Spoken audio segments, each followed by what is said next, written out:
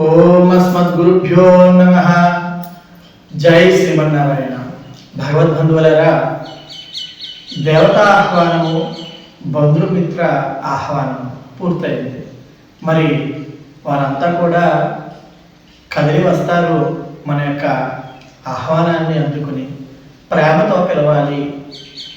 మనం ఎవరిని పిలిచినా సరే అలా మనం ఒకసారి నిండైనటువంటి ప్రేమతో పిలిచిన తర్వాత కోలాహలంగా అందరూ బంధువులు మన దగ్గరికి వస్తారు.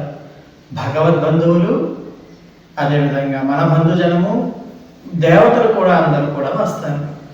వాళ్ళందరికీ కూడా మనం సాధారణంగా వసతి ఏర్పాట్లు చేసుకోవడము అనేటువంటిది మనకు జరుగుతూ ఉంటుంది.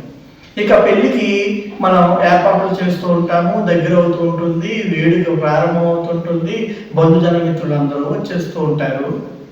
పెళ్లికి 10 రోజుల ముందు రావాలి, 4 రోజుల ముందు వచ్చేవారు కొంతమంది, 10 రోజుల ముందు, వారం ముందు వచ్చేవారు కొంతమంది. ఏమిటండి అలా అంటున్నారు అని మమ్మల్ని ఏమీ అనుకోవద్దు. ఈ రోజుల్లో పెళ్లికి ఆ సమయానికి భోజన సమయానికి తినేసి కాస్త దక్షిణలు వేసి వచ్చేసే రోజులు వచ్చాయి. కాబట్టి ఇది నేను చెప్తున్నటువంటి వ్యవహారం మీకు ఆశ్చర్యకరంగా ఉండొచ్చు. కానీ నిజానికి పెళ్లి అనే ఈ తంతు మానవీయ సంబంధాలని మరింత పటిష్టపరిచేటువంటి ఒక గొప్పమైనటువంటి వ్యవహారం. మన బంధుజనము, మన శ్రేయోభిలాషులు, మిత్రులు అందరూ కూడా ఈ మానవీయ సంబంధాలు మనం బలపరచుకోవడానికి మనకి ఈ వేడుకలు. వారందరూ వస్తారు, మనతో ఈ పెళ్లి విషయాల్లో మనం పడే కష్టముల వారు అసలు తోడు ఉంటారు, మనకి సహాయం చేస్తారు, సహకారం చేస్తారు, సలహాలు ఇస్తారు. ఎంతెంతో ఆ టెన్షన్స్ అంటే ఆందోళన చెందుతూ ఒత్తిడికి గురవుతున్నటువంటి ఈ పెళ్లి కుటుంబానికి మేము ఉన్నామని భరోసా ఇస్తారు. ఈ బంధుజన మిత్రం అంతా కూడా కనిపించకుండా దేవతా శక్తులు మనకు సహకరిస్తూ ఉంటే, కనిపిస్తూ ఈ మానవీయ శక్తులు మనకి ఈ యొక్క మానవులందరూ కూడా మనకి సహకరిస్తూ ఉంటారు. ఇది మనకు కనిపిస్తూ ఉంటుంది. మన యొక్క వేడుకల్లో వడ్డించేవారు కొంతమంది, పందిళ్ళు వేసేవారు కొంతమంది. ఇదిగో పందిరి రాట మహోత్సవానికి దగ్గరికి వచ్చేసాం.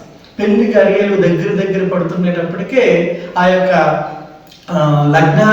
లగ్నపు రోజు పెళ్లి రోజు దగ్గరికి వచ్చే నాటికి ఒక శుభముహూర్తాన్న పందిరి రాట వేయట అనేటువంటి కార్యక్రమం చేస్తారు.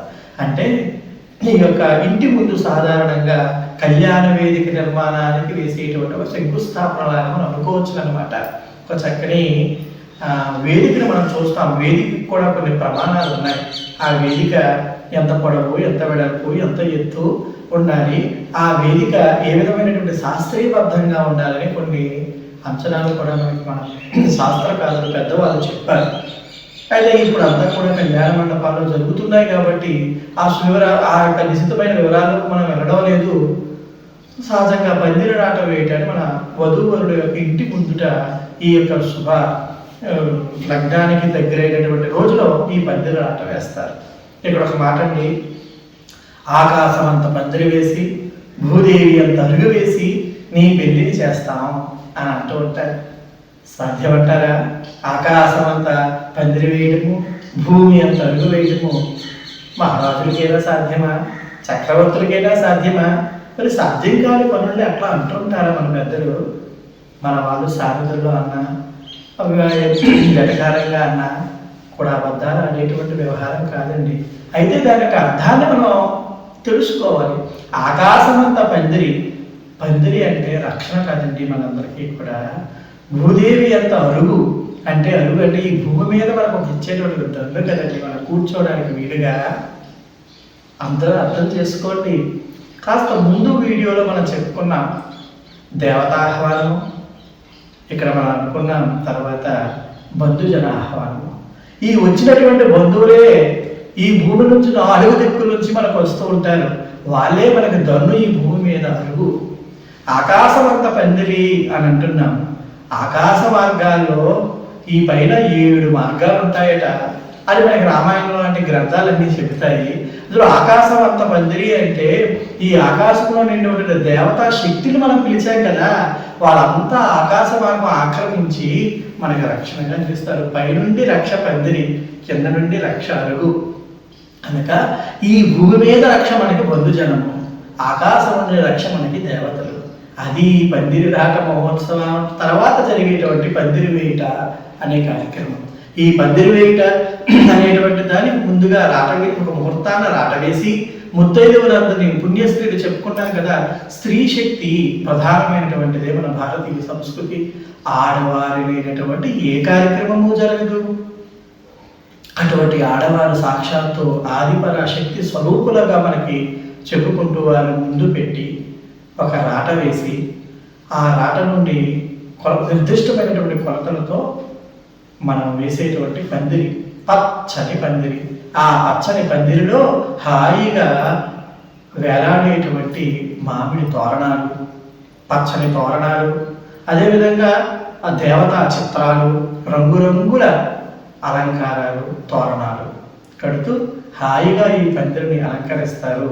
దేవతా శక్తిని ఆహ్వానం అన్నట్లుగా ఆ పందిరి పైన దేవతా చిత్రాలు పెట్టడం మనకు అర్థమవుతుంది అనమాట. ఆకాశం నుండి మింగి నుండి దేవతలందరూ మనల్ని రక్షణ చేస్తూ ఉంటారు. అది ఆకాశం అంతా పందిరి అంటే అది మనం దృష్టిలో ఉంచుకోవాలి. అదేవిధంగా ఆ తోరణాలు, మామిడి తోరణాలతో మనం ఈ వేదికలన్నీ నింపుతూ ఉంటాం. గమనించండి మిత్రులారా, మన పెద్దవారు చేసినటువంటి ప్రతి పనిలో ఎంత విజ్ఞాన శాస్త్ర రహస్యాలు ఉన్నాయో. మామిడాకులు దేనికి అంటే మామిడి దేవతా ప్రీతిపాత్రమైనటువంటి వృక్షమట. ఆ వృక్షము కనుక దేవతను ఆహ్వానం చేయడానికి బాగుంటుందని చెప్తారు. ఇది పై మాట. కానీ మన ఫోటోసింథసిస్, కిరణజన్య సంయోగ క్రియ అని అంటాం కదా. కార్బన్ డైఆక్సైడ్ బొగ్గు పులుసు వాయువు అంటారు. ప్రాణవాయువు ఆక్సిజన్ అంటాం మనం.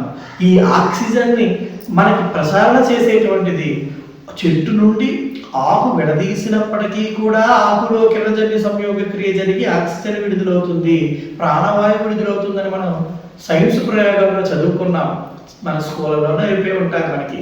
కాబట్టి ఈ తోరణాలన్నీ కూడా బంధుజనం ఎక్కువగా తరలి వచ్చేటువంటి ఇల్లు ఆ ప్రాంతాల్లో కట్టడం వలన, వేడుకలలో కట్టడం వలన మనం వదిలేటువంటి బొగ్గు పులుసు వాయువు అంటే కార్బన్ డైఆక్సైడ్ పీల్చుకుని అవన్నీ ఆక్సిజన్ని ప్రసరణ చేసి ఆ ఇంటిలో ఆహ్లాదకరమైనటువంటి వాతావరణం, ఏ విధమైనటువంటి చికాకుని అంటే మనకి ప్రాణవాయువు తక్కువైంది అనుకోండి, కార్బన్ డైఆక్సైడ్ ఎక్కువైంది అనుకోండి, మనకి వేడి వాతావరణం పెరుగుతుంది, చికాకుగా కలుగుతుంది. చూడండి, ఈ తోరణాలు కట్టడంలో కూడా ఒక విజ్ఞాన శాస్త్రం ఉన్నది. మన పెళ్ళిళ్ళు, మన వేడుకలు, మన భారతీయ సంస్కృతిలో చెప్పేటువంటివన్నీ ఏమిటి అంటే ఒక పక్కన ఆధ్యాత్మిక రహస్యం, మరో పక్కన సామాజిక రహస్యం, మరొక పక్కన మనకి విజ్ఞాన శాస్త్ర రహస్యం. ఇలా అనేకమైన మేళవింపులు మనకు కలిగి ఉంటాయి. అది మనం చేసుకునేటువంటి ఉత్సవాలు. జై శ్రీమన్నారాయణ.